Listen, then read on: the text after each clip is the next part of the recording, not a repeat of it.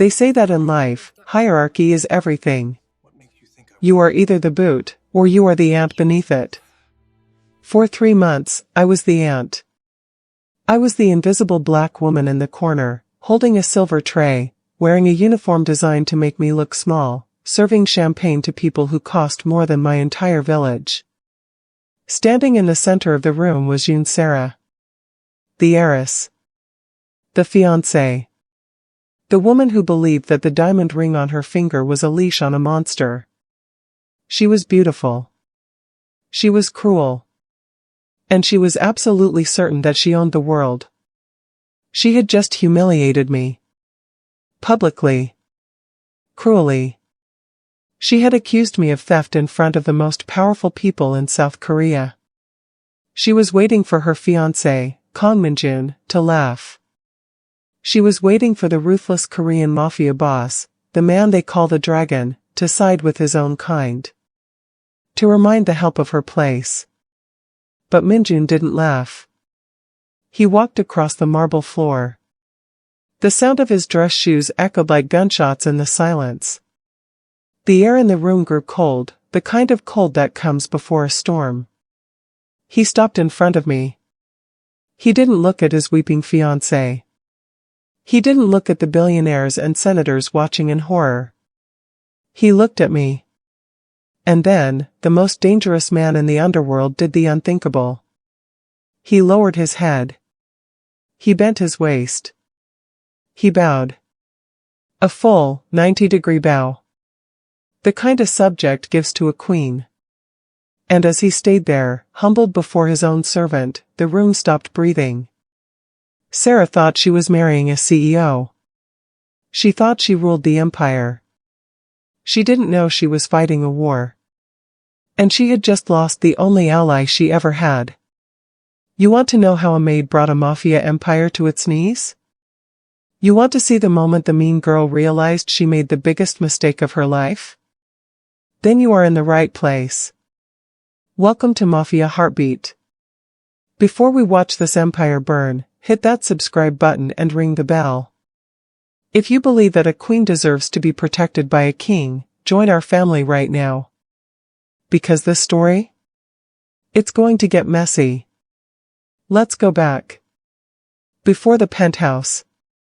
Before the bow. 6 months ago, I wasn't a maid. I was Nina Laurent, a guest relations manager at the Hotel Georges V in Paris. I was proud. I was ambitious. I was living my own version of the soft life, or trying to. Then came the fire. It started in the kitchen. Grease, old wiring, bad luck. By the time the alarms rang, the smoke was already thick enough to taste. I remember the heat. It felt like a physical weight, pressing down on my lungs. Most people ran. I didn't. There was an elderly woman in Suite 402. Madame Kim. She walked with a cane. She had been kind to me, tipping me in chocolates and stories about her grandson in Seoul. I ran back up. I remember dragging her down 6 flights of stairs. I remember the sound of a beam collapsing behind us. I remember the skin on my wrist blistering as I shielded her face from the sparks. I saved her. I saved 3 people that night. But I couldn't save my life. The hotel closed for renovations. The investigation was messy. And the trauma made it hard to breathe in a city that smelled like smoke. I was unemployed, scarred, and broke. My mother back in the States needed surgery, and the bills were piling up like snowdrifts. Then, the call came. We have a position in Seoul, the recruiter said. Her voice was clipped, professional. High-profile private household. They specifically requested someone with discreet luxury experience. The pay is significant. How significant? I asked. She named a figure that made my breath catch. It was enough to pay for my mother's surgery. Enough to start over. There is a condition, she added. The employer requires absolute invisibility. You will see things you cannot discuss. You will hear things you cannot repeat. I understand.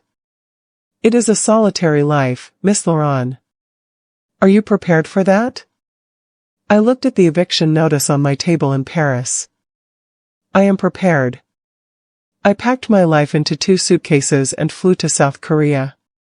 I expected a job. I didn't expect a fortress. The residence was in Hanam-dong, nestled in the hills where the old money lived. It wasn't a house, it was a compound. High walls topped with razor wire that gleamed in the moonlight. Cameras that tracked your eye movement. Guards who stood like statues and looked like soldiers.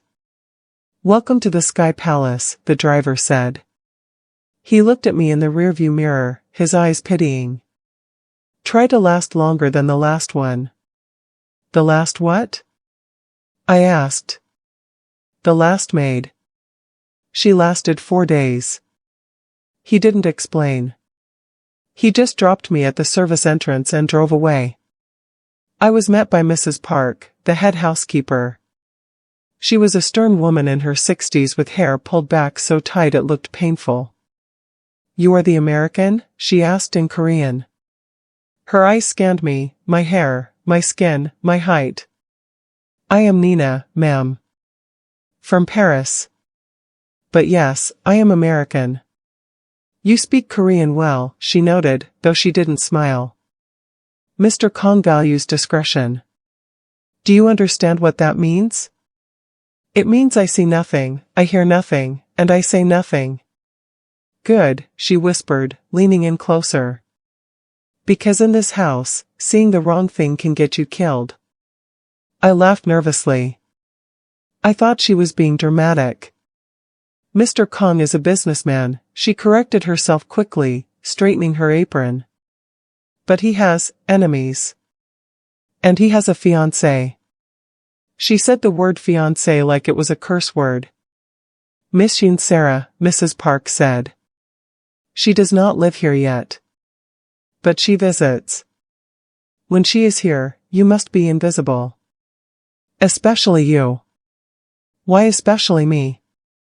Mrs. Park looked at me with a sadness I didn't understand yet. Because Miss Yoon hates anything she cannot control. And you. She touched my arm gently. You have a light in you. She will try to extinguish it. I stood there in the pristine hallway, holding my battered suitcase. I felt a chill that had nothing to do with the air conditioning. I thought the danger was outside the walls. I didn't know that the real danger, the beautiful, lethal danger, was sleeping in the master suite. And he was waking up. For the first 2 weeks, I was a ghost. I cleaned rooms that were never used. I ironed shirts that cost more than my college tuition. I polished silver that no one ate from. I learned that Kang Minjun, the master of the house, was a phantom. He left before dawn. He returned after midnight. I saw traces of him. A half-drunk glass of whiskey left on the balcony, the ice long melted.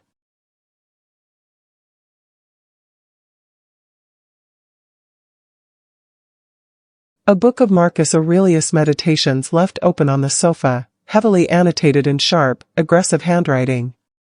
A smell, sandalwood, gunpowder, and cold rain, that lingered in his office like a warning. But I never saw him. I did, however, see her. Yoon Sera arrived on a Friday afternoon. She didn't knock. She didn't ring. She swept in with a team of assistants carrying dress bags and flower arrangements. She was stunning. I'll give her that. Porcelain skin, hair like silk, and eyes that assessed the value of everything they touched. She walked with the entitlement of someone who had never been told no in her entire life. I was dusting the vase in the foyer when she stopped. Her eyes landed on me. She paused. The air in the room dropped 10 degrees. Who is this? She asked Mrs. Park, pointing a manicured finger at me. This is the new housekeeping staff, Miss Yoon. Nina. Sera walked a circle around me. Like a buyer inspecting a horse. Black, she said. It wasn't a descriptor. It was an accusation. Minjun hired a black woman? She came highly recommended from Paris, Miss Yoon. Sera laughed. It was a cold, tinkling sound. Paris. How quaint. Minjun is trying to be cosmopolitan. She stopped in front of me.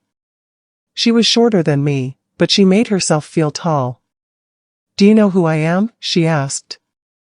You are Miss Yoon, Sera. The fiancée. I am the future mistress of this house, she corrected. And I don't like clutter. You stand out, Nina. You are distracting. She reached out and touched my hair. Her hand was rough, pulling a curl. Is this real? I flinched. Please do not touch me, Miss Yoon.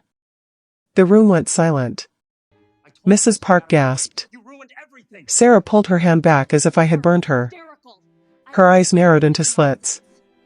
You have an attitude, she whispered. I will fix that. She turned to her assistants. Move the flowers to the dining room. And tell this person to stay out of my sight.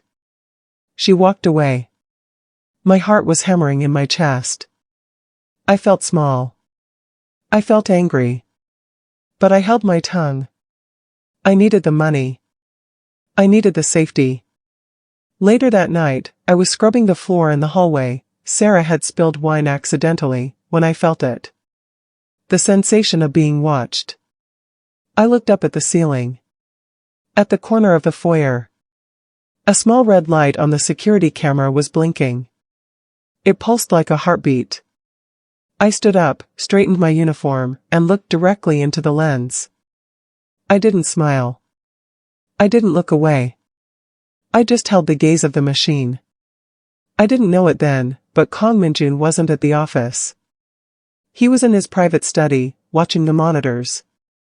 And for the first time in years, the Korean Mafia Boss was interested. It happened 3 nights later. It was 3 a.m. A storm was battering Seoul. The power flickered, making the massive house feel like a haunted castle. I was in the kitchen, making tea. I couldn't sleep. The cruelty of Sera's visit was still replaying in my head. Then, I heard it. A crash. It came from the service entrance. The back door. My first thought was thieves. My second thought was hide. But the soldier's daughter and me, the girl who ran into the fire in Paris, didn't hide. I grabbed the heaviest cast-iron frying pan from the rack and crept toward the hallway. The service door was open. Rain was blowing in, soaking the expensive runner rug. A man was leaning against the wall, sliding down to the floor. He was groaning. I stepped closer, raising the pan. Who is there? I will call the police. The man chuckled. A low, wet sound. Don't call the police, he rasped. Lightning flashed, illuminating the hallway. It was him. Kang Minjun. But he didn't look like the photos in the business magazines. He was wearing a black dress shirt, but the left side was soaked in a darker, thicker liquid. Blood. He was clutching his side. His face was pale, sweat beading on his forehead. But his eyes were wide open. Sharp. Dangerous.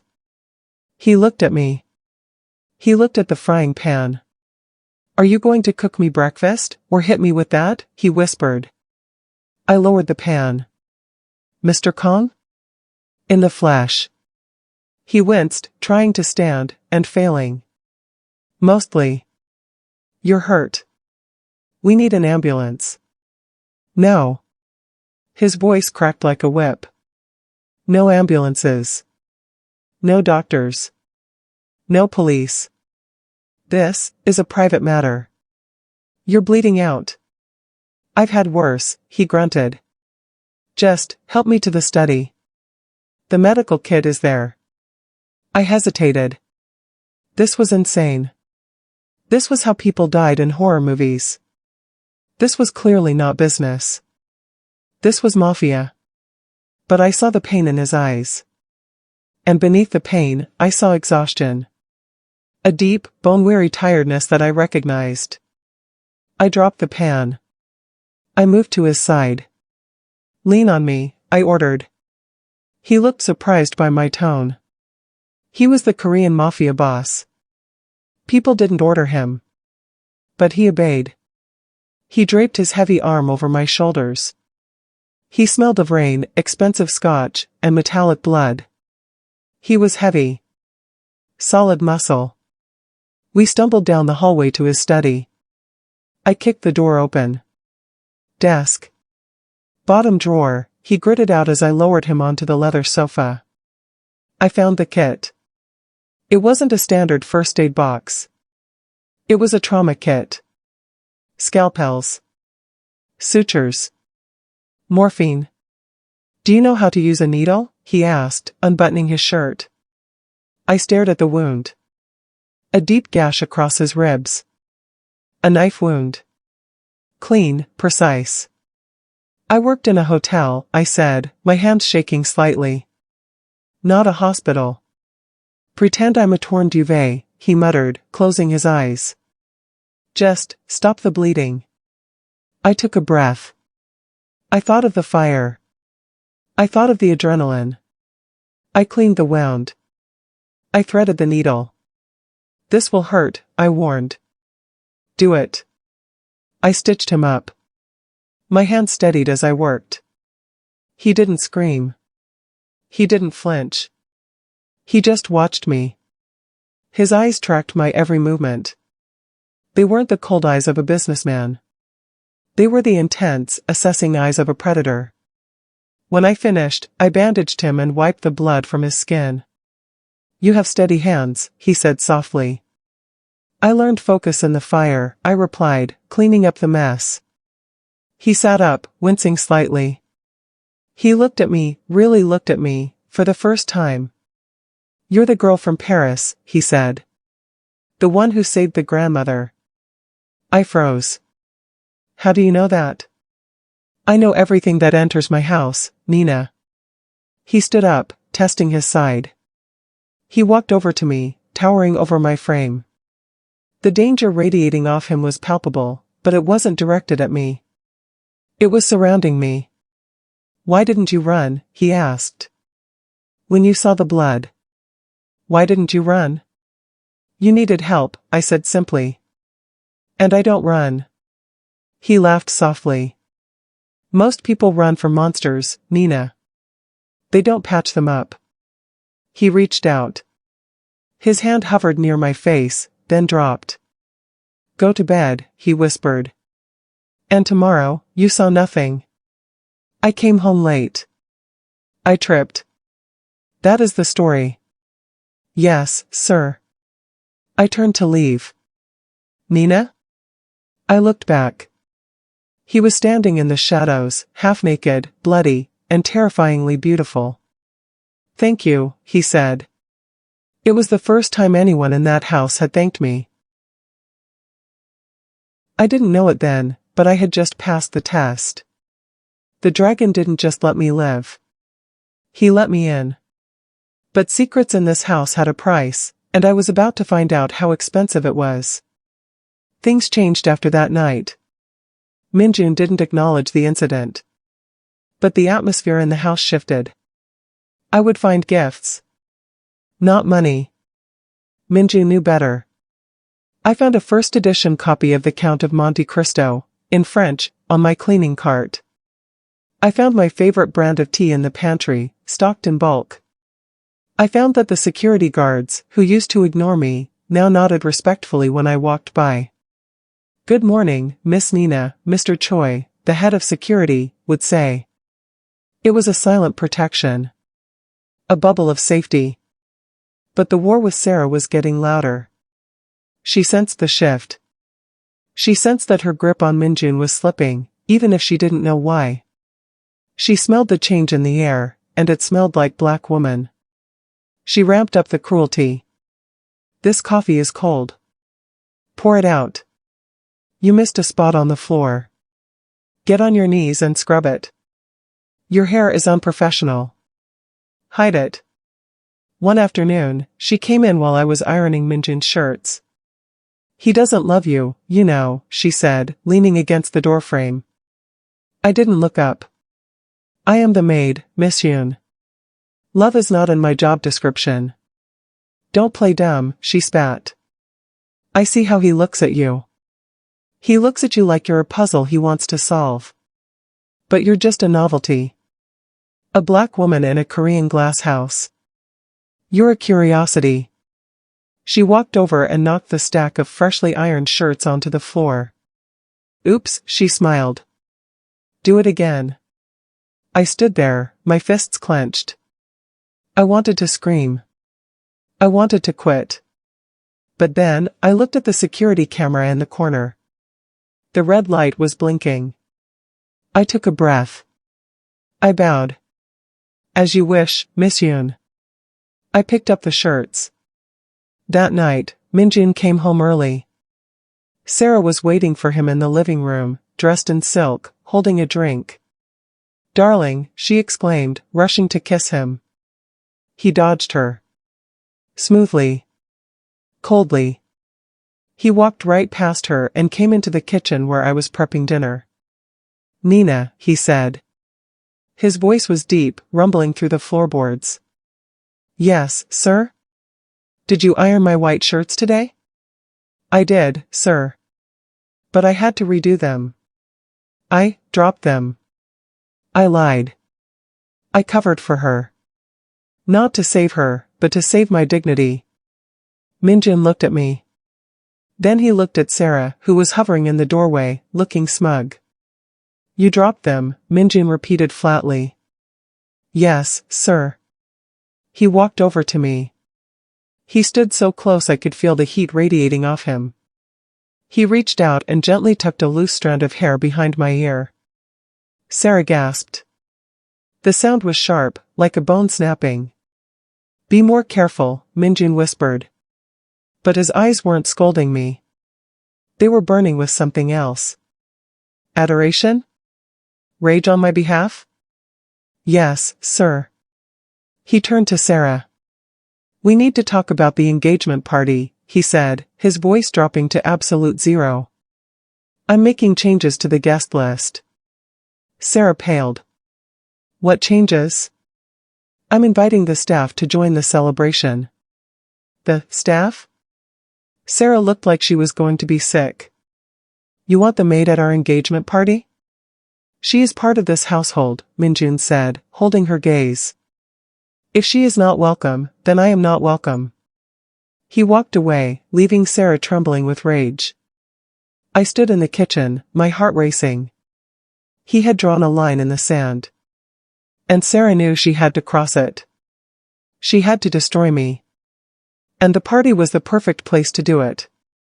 She was planning my execution, and I didn't even see the guillotine coming. The engagement party was held in the penthouse. It was the social event of the season. The soft life fantasy come to life. Crystal chandeliers, mountains of caviar, rivers of champagne. I was working the floor. Minjun had invited me as a guest, but I refused. I knew my place. I knew that standing next to him as an equal would only put a target on my back. So I wore my uniform. I held my tray. But I felt eyes on me. Minjun was circulating, shaking hands with senators and crime lords disguised as CEOs. But his eyes followed me. Every time a guest was rude to me, Minjun would subtly steer the conversation away from them. He was protecting me from across the room. Sera saw it all. She was drinking heavily. Her smile was brittle. She looked like a porcelain doll about to crack. At 9 p.m., the speeches began. Sera took the microphone. She stood on the raised platform, looking down at the crowd. Thank you all for coming, she slurred slightly. Tonight is about union. About family. She scanned the room and found me standing near the kitchen doors. But before we toast, she said, a wicked glint in her eye, I have a little surprise. She snapped her fingers. Two of her personal bodyguards walked in. They were holding my suitcase. My battered, cheap suitcase from Paris. The room went silent. "We have a thief in our midst," Sera announced, her voice trembling with fake sorrow. "I found this in the maid's room. Filled with my jewelry." She kicked the suitcase over. It burst open. Spilling out onto the marble floor wasn't jewelry. It was my mother's letters. My old photos. My Bible. And a single, small velvet box that wasn't mine. A diamond necklace. "Oh my God!" Sera screamed. "My grandmother's necklace. She stole it." The crowd gasped. Whispers erupted. "The maid? The black woman? Of course." Sera pointed at me. "Arrest her. Get her out of my house." Security guards moved toward me. I stood there, frozen. I hadn't stolen anything. She had planted it. She had raided my privacy, my memories, just to frame me. "I didn't take it," I whispered. My voice was lost in the noise. "Liar!" Sera shrieked. "Look at her. She's nothing. She's trash." The guards grabbed my arms. I closed my eyes. This was it. I was going to jail. My life was over. Then, a sound cut through the chaos. "Let her go." It wasn't a shout. It was a command from God himself. The guards released me instantly. Minjun was walking through the crowd. The guests parted like the Red Sea. He didn't look at the necklace. He didn't look at the suitcase. He looked at Sera. "You went into her room?" Minjun asked softly. "She stole from me." Sera cried, playing the victim. "Look, Minjun. The evidence." Minjun walked over to the suitcase. He knelt down. He picked up the velvet box. He opened it.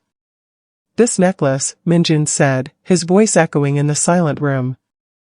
"I bought this for you last week, Sera. It was in the safe.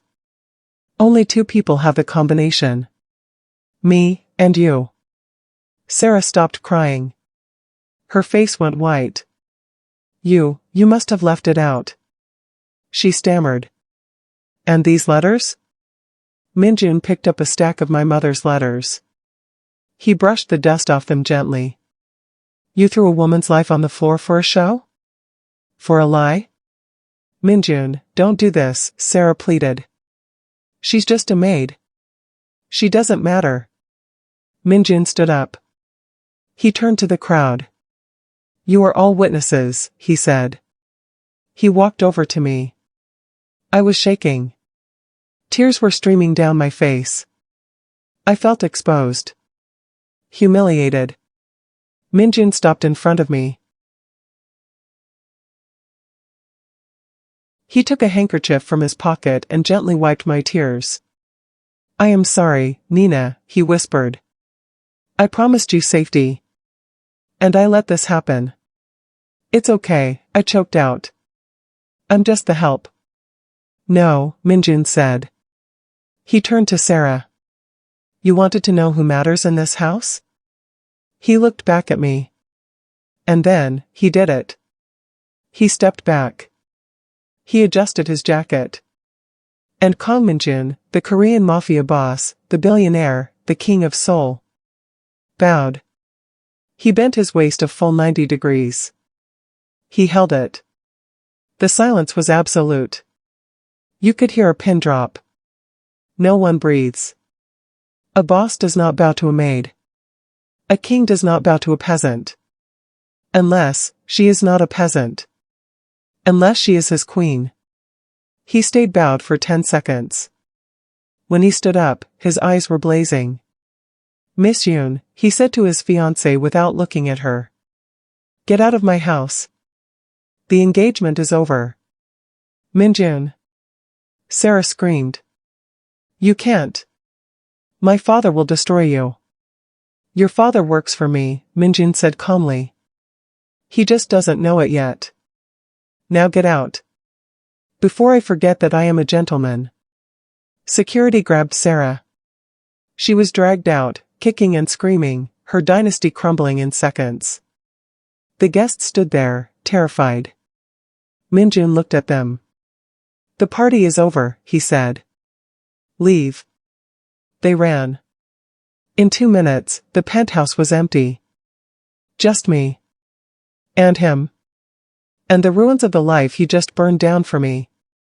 The silence in the penthouse was heavy. I was kneeling on the floor, trying to put my mother's letters back into the broken suitcase.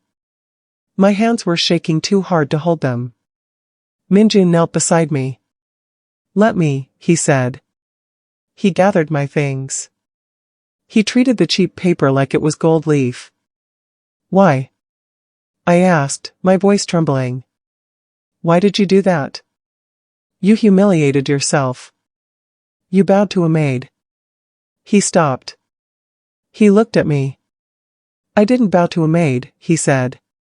He reached out and took my hand. His fingers interlaced with mine.